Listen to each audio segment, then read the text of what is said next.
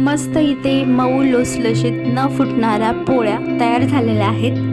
आणि आता गुढीपाडवा येतोय, 14 एप्रिल येतोय। त्या सणाच्या निमित्ताने तुम्हाला जर पुरणपोळीचा स्वयंपाक बनवायचा असेल तर अशा सोप्या पद्धतीने तुम्ही पुरणपोळी बनवू शकता। न फुटण्यासाठी पुरणपोळी आपण मस्त अशी ट्रिक वापरलेली आहे। शिवाय डाळ लवकर शिजण्यासाठी कोणती ट्रिक वापरलेली आहे हे सगळं तुम्हाला पाहायला भेटणार आहे। तर रेसिपी एंडपर्यंत पहा, स्किप करू नका। खूप हेल्पफुल असा व्हिडिओ आहे आणि चॅनलवरती नवीन असाल तर सबस्क्राईब करा। व्हिडिओ आवडल्यास लाईक करायला विसरू नका। पुरणपोळी बनवण्यासाठी इकडे मी अर्धा किलो डाळ घेतलेली आहे। वाटीचं प्रमाण पाहायचं असेल तर 2 वाट्या डाळ आहे।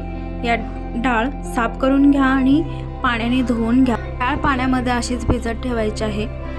आता या वाटीने आपल्याला 5 ते 6 वाटी पाणी घ्यायचं आहे, कारण आपण डाळ त्याच वाटीने मोजून घेतलेली होती।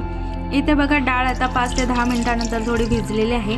तर आता यातील पाणी काढून घ्यायचं आहे आणि याला थोडंसं तेल लावून घ्यायचं आहे। 1 चमचाभर तेल लावून घेतलेलं आहे इथे आणि डाळीला हे चोळून घ्यायचं आहे। यानंतर गरम झालेल्या पाण्यामध्ये ही डाळ शिजण्यासाठी घालायची आहे।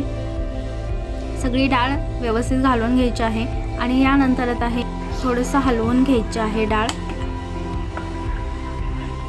डाळीला उकळी आल्याच्या नंतर यावरती थोडासा फेस येतो, तर तो फेस काढून टाकायचा नाही, कारण त्यामध्ये तेल असतं, तेलाचा अंश असतो। थोडंसं हलवून घ्यायचं आहे, कारण ते ओतो जातं पाणी फेस आल्यामुळे। तर हलवून घ्यायचं आहे आणि यानंतरच मग त्यावरती झाकण टाकून शिजत ठेवायचे आहे। आता हे आपण चेक करूया। 10 ते 15 मिनिटं लागतात डाळ शिजण्यासाठी आणि यानंतर चेक करायचे आहे की डाळ शिजली का नाही ते। तर इथे बघा डाळ शिजलेली आहे चांगली मऊसूद। आणि आता हे थोडंसं हलवून घ्यायचं आहे। आता आपल्याला या डाळीतील पाणी काढून घ्यायचं आहे, म्हणजेच आपल्याला येळवणी काढायची आहे आणि याची आपण आमटी बनवत असतो। तर आता इथे मी येळवणी काढून घेत आहे। यानंतर डाळ थोडीशी थंड झाल्याच्या नंतर पिळून त्यातील पाणी काढायचं आहे सगळं आणि हे अशी डाळ एकदम सुट्टी करून घ्यायची आहे। यामध्ये आपल्याला गूळ वगैरे घालायचं आहे, त्यामुळे आपल्याला हे एकदम सुट्टी करून घ्यायची आहे। यानंतर आता अर्धा किलो डाळ घेतलेली होती, तर त्याला अर्धा किलोला थोडा कमी असा गूळ घ्यायचा आहे। तर मी इथे 1.5 वाटी गूळ घेतलेला आहे, कारण 2 वाटी डाळ होती। आता हे घेतलेला गूळ डाळीमध्ये मिक्स केल्याच्या नंतर हाताने एकदा मॅश करून घ्यायचं आहे। चांगलं मॅश करून घ्यायचं आहे की आपल्याला पटकन पुरण वाटता येईल असं। आता हे मॅश करून झाल्याच्या नंतर मग आपल्याला हे डाळ गरम करून घ्यायची आहे। गॅसवरती चरका द्यायचा आहे, वरखाली करायचं आहे, चांगलं सतत हा वरखाली करायचं आहे, हलवायचं आहे, कारण ते जर खाली लागलं तर ते करपूस असा पुरणाचा वास येईल म्हणून। आणि बघा याला पाणी अजिबात सुटू द्यायचं नाही, कारण पाणी सुटलं तर खूप वेळ लागेल ते आटण्यासाठी। असं आपल्याला सुक्कच हे बॅटर तयार करून घ्यायचं आहे। आता पीठ मळून घ्यायचं आहे। पीठ मळण्यासाठी इथे साधारण अर्धा किलो मी पीठ घेतलेलं आहे, त्यामध्ये चवीनुसार मीठ घालायचं आहे। आणि आता बघा आपला सिक्रेट पदार्थ काय घालायचा आहे, तर आपण तेल न वापरता तुपाचा वापर करणार आहे, कारण तूप घातल्यामुळे पोळी अजिबात फुटत नाही आणि ज्या पिठामध्ये मॉइश्चर टिकून राहतं म्हणून तुपाचा वापर करायचा आहे। तूप तेलापेक्षा जास्त चिकट असतं, चिकनाई असते, त्यामुळे त्या पिठाला जरी चिकनाई नसेल तरी तुपामुळे बाइंडिंग चांगलं येतं। आता 1/2 टीस्पून हळद घालून घ्यायची आहे। पीठ मळण्यासाठी गरम पाणी करायचं आहे, कोमट पाण्यामध्येच पीठ मळून घ्यायचं आहे। तर यामध्ये एकदाच पाणी जास्त थोडंसं ओतायचं आहे, एकदम जास्त नाही ओतायचं, साधारण अर्धा ग्लास पाणी ओतायचं आहे। यामध्ये सगळं पीठ कडेने सगळं पीठ एकत्र घ्यायचं आहे आणि अगदी हलक्या हाताने पीठ मळायचं आहे, जास्त जोर लावून पीठ मळायचं नाही, कारण त्याच्यामध्ये एअर आपल्याला तयार झालं पाहिजे। आणि ते जर आपण एकदम जास्त रगडून मळलं पीठ तर पोळी कडक होते, म्हणून असं हलक्या हाताने पीठ मळायचं आहे। त्यानंतर दुसऱ्यांदा पाणी घालायचं आहे, पुन्हा राहिलेलं पीठ सगळं मिक्स करून घ्यायचं आहे आणि असं मळायचं आहे। बघा एकदम हलक्या हाताने मी मळून घेतलेलं आहे। मळलेल्या पिठावरती झाकण टाकून एक 10 ते 15 मिनिटांसाठी मुरत घालायचं आहे आणि यानंतर आपण हे डाळ वाटून घ्यायची आहे। तर डाळीमध्ये आपल्याला जायफळची पावडर, इलायची पावडर, सुंठ घालायची आहे आणि मगच ते वाटायचं आहे।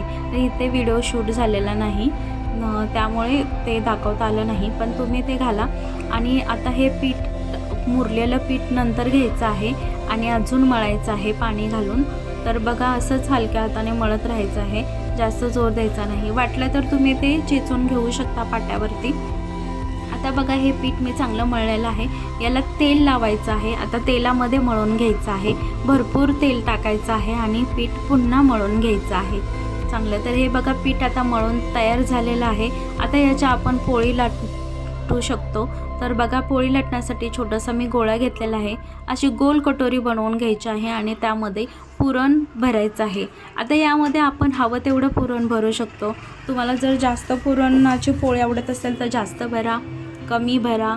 जेवढं तुम्ही हुंडा घेतलेला आहे त्यामध्ये जेवढं मावते तेवढं ते पुरण भरून घ्यायचं आहे. इथे मी जास्त पुरण भरून घेतलेलं आहे आणि असं हाताने दाबून घ्यायचं आहे. यानंतर ते फोल्ड करायचं आहे आणि थोडीशी गोळीवरती निघते तर तिथेच ती दाबून बसवायची आहे. जर तुम्हाला जास्तीचं पीठ वाटलं तर ते कमी करायचं आहे. आणि आता पिठामध्ये डीप करून अशी पोळी आता लाटायला घ्यायची आहे. लाटण्यापूर्वी पटकन लाटायचे नाही, तर पहिल्यांदा असं पुरण थोडंसं प्रेस करून घ्यायचं आहे, गोल गोल करून सगळीकडे ते पुरण पसरवून घ्यायचं आहे आणि मग लाटायचे आहे. तर बघा लाटताना पण बेलन असं पकडायचं आहे की पूर्ण पोळी लाटली जाईल, कुठेतरी एकाच साईडला लाटली जाईल असं नाही पकडायचं. असे सेपमध्ये एकदम पसरट असं पकडायचं आणि फिरवत राहायचं आहे.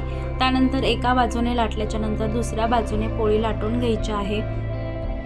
आता हे बघा जेवढी साईजची तुम्हाला पोळी हवी आहे तेवढ्या साईजची तुम्ही ती लाटून घ्यायची आहे.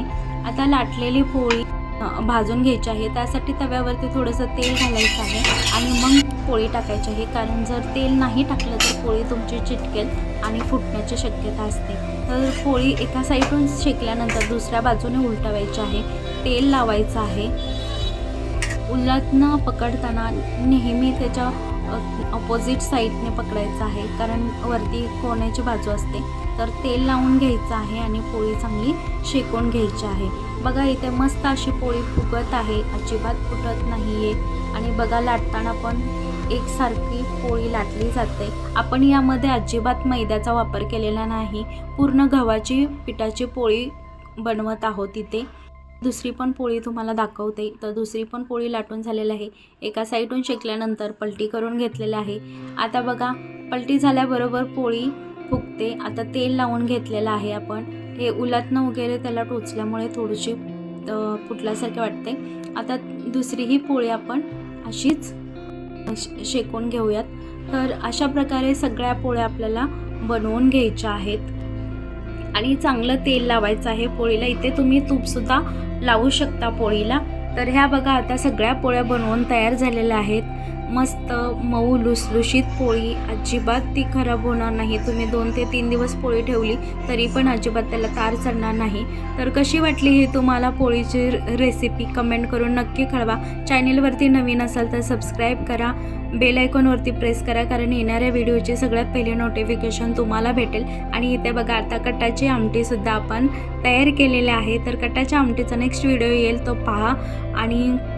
आणि वेळात वेळ काढून रेसिपी पाहिल्याबद्दल तुमचे आभार. असेच आमचे व्हिडिओ तुम्हाला पाहायचे असतील तर चॅनेलला सपोर्ट करा, सबस्क्राईब करा. पुन्हा भेटूयात नेक्स्ट व्हिडिओमध्ये. Thank you for watching.